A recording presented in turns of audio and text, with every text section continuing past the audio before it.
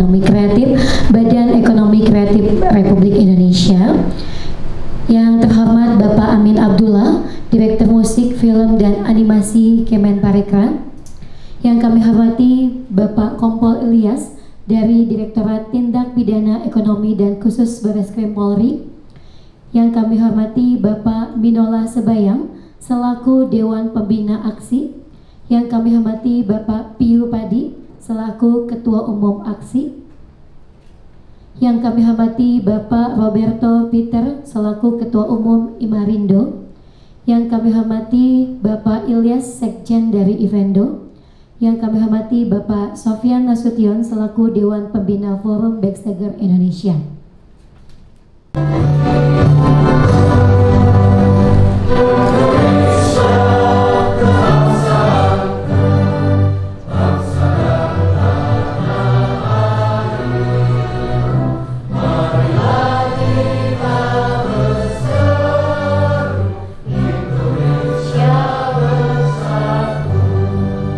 Assalamualaikum warahmatullahi wabarakatuh. Salam sejahtera buat kita semua. Om Swastiastu, Namo Buddhaya, salam kebajikan, salam semangat ya, semangat musik gitu ya. Jadi Bapak Ibu sekalian, mungkin sambil menunggu Pak Menteri, ini sedianya kan memang Pak Menteri akan membuka, tapi beliau masih di Hotel Borobudur karena lagi sedang ada pertemuan dengan Mendagri dan seluruh sekda se-Indonesia gitu ya. Jadi agak sedikit terhambat mungkin di sana, beliau harusnya dari sini, cuma dekat kan Hotel Borobudur ke sini gitu ya. Terus sambil nunggu juga Pak Dhani gitu, Pak Ahmad Dhani untuk sampai, mungkin saya gini dulu memperkenalkan diri dulu gitu. Kalau Pak Amin ini udah well known di dunia musik, selain karena memang passionnya di musik, dan beliau 4 tahun ya kayaknya ya di nangani itu ya, film, musik, dan animasi. Tadinya tuh yang ada di kedeputian yang dipimpin oleh Pak Nil di Kementerian Pariwisata dan Ekonomi Kreatif, itu Pak Amin kan yang ngelit untuk yang terkait musik. Jadi mungkin kalau Bapak Ibu yang ada di sini nih pasti sudah katam lah gitu kalau dengan Pak Amin gitu. Nah saya nih yang newbie gitu ya di ekonomi kreatif gitu ya. Tapi sebenarnya nggak newbie juga, karena sebelum Backcraft ada itu saya sudah menangani pemasaran pariwisata dan ekonomi kreatif saat itu. Zaman masih Kementerian Pariwisata dan Ekonomi Kreatif eranya Bu Mari Pangestu. Nah kembali lagi kenapa ini menjadi penting, ini sebenarnya sebelumnya pasti sudah pernah dibahas gitu ya mengenai tata kelola royalti musik.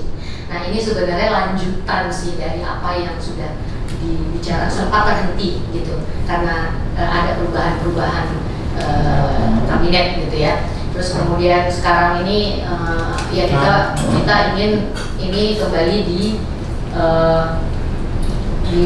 dilanjutkan gitu, yang diskusi yang telah terhenti sementara itu, untuk mencarikan solusi, bukan sekedar diskusi-diskusi yang udah aja gitu ya. Jadi ini bentuk keseriusan kami gitu dari Kementerian Ekraf untuk kembali bersama-sama para stakeholders yang tadi Bu MC sudah menyampaikan gitu ya. Jadi ada banyak sekali dimensi di sini, antara ada promotor, ada pelakunya gitu ya, ada teman-teman dari KL terkait gitu.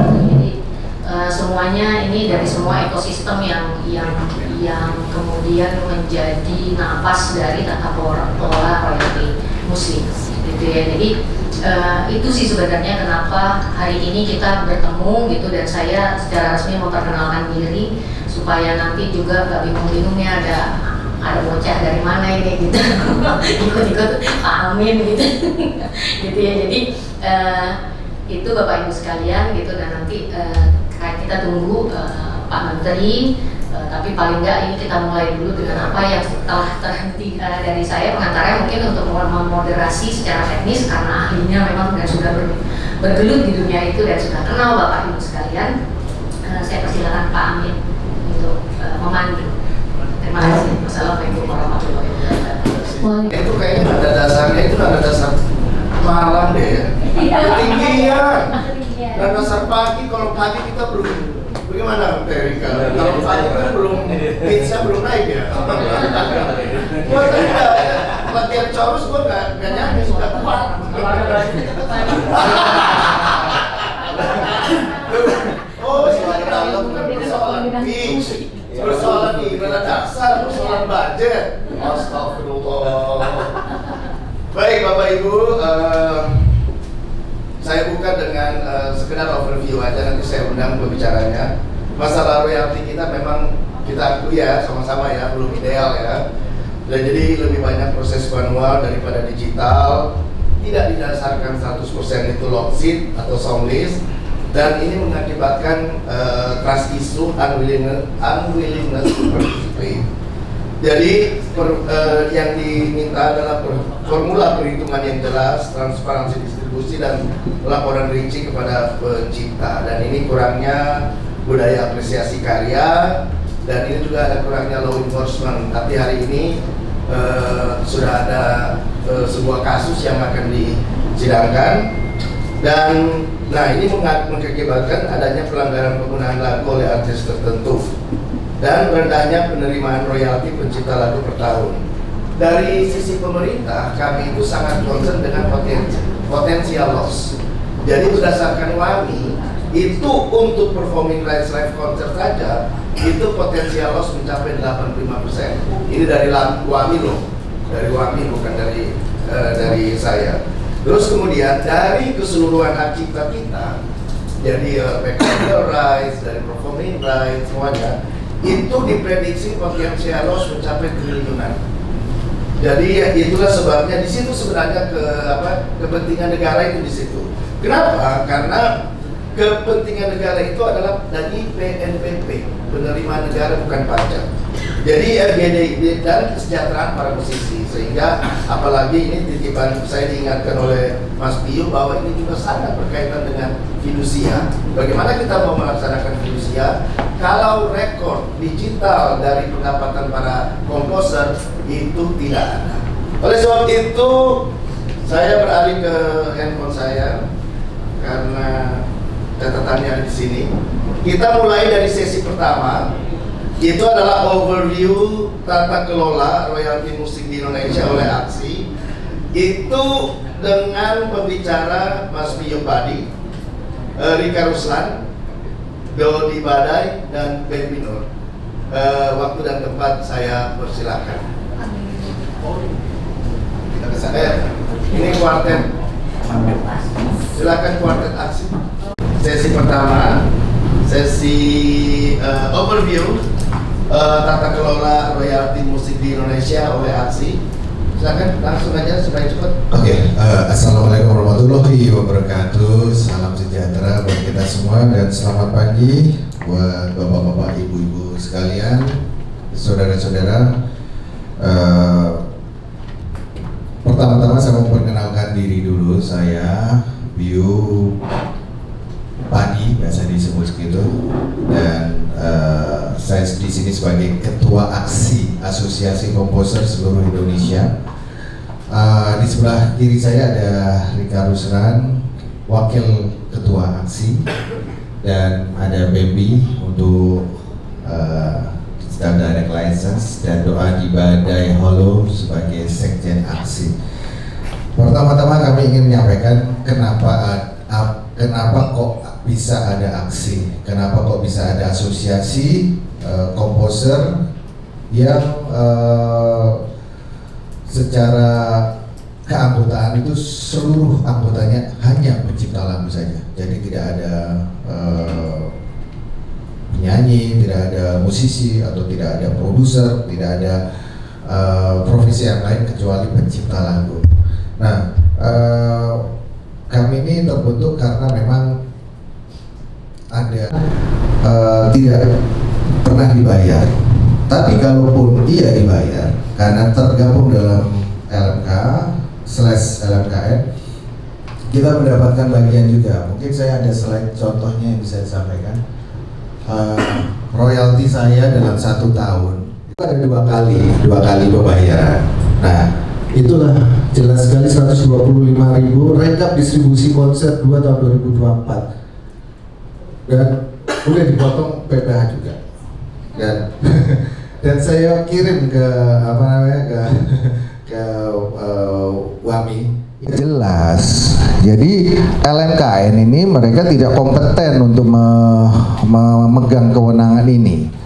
Karena disebutkan pasal 23 ayat 5 bisa dipakai lah. Dengan pencipta lagu bahwa apa yang sedang kita perjuangkan ini adalah bentuk periuk. Kalau ibu-ibu langsung aja ya. Gitu. Saya perempuan, ibu-ibu, saya sangat miris pada saat melihat royalti teman-teman semua di performing line, terutama saya juga. Saya dapat 140.000, sementara maaf kalau orang lihat Rika kan cuman anak The Groove, bukan. Lagu saya ciptakan untuk Dewan Fals, untuk Kade, untuk Shanti, Titi DJ, Mbak Ute, Sheila Majid. Jadi lagu kita itu bertebaran di mana-mana.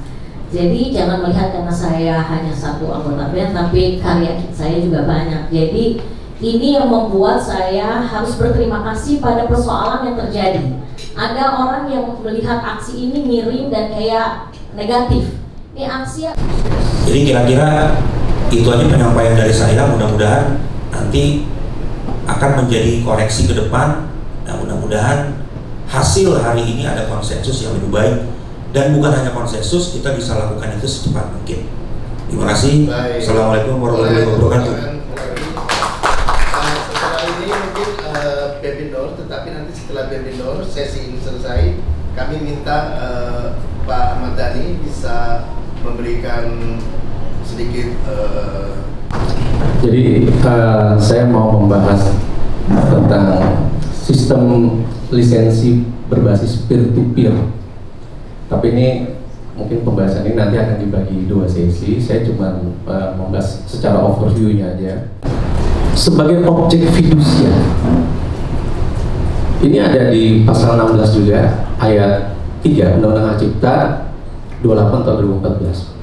Oleh karenanya, lagu adalah benda berharga atau bernilai ekonomi. Makanya dia bisa dijadikan fidusia. Sehingga ini perlu kita sadari ya, bahwa karya cipta adalah benda berharga, benda bernilai ekonomi, sehingga bisa dijadikan fidusia. Nah, karya cipta itu ada pemiliknya, sehingga penggunaan karya cipta secara komersial itu harus mendapatkan izin atau lisensi dari pemilik hak ciptanya. Karena apa? Karena karya cipta itu benda berharga, nggak bisa tiba-tiba main gara-gara kita hafal, kita nyanyiin secara komersial tanpa penciptanya tahu, tanpa penciptanya mendapatkan hak ekonomi atau royalti.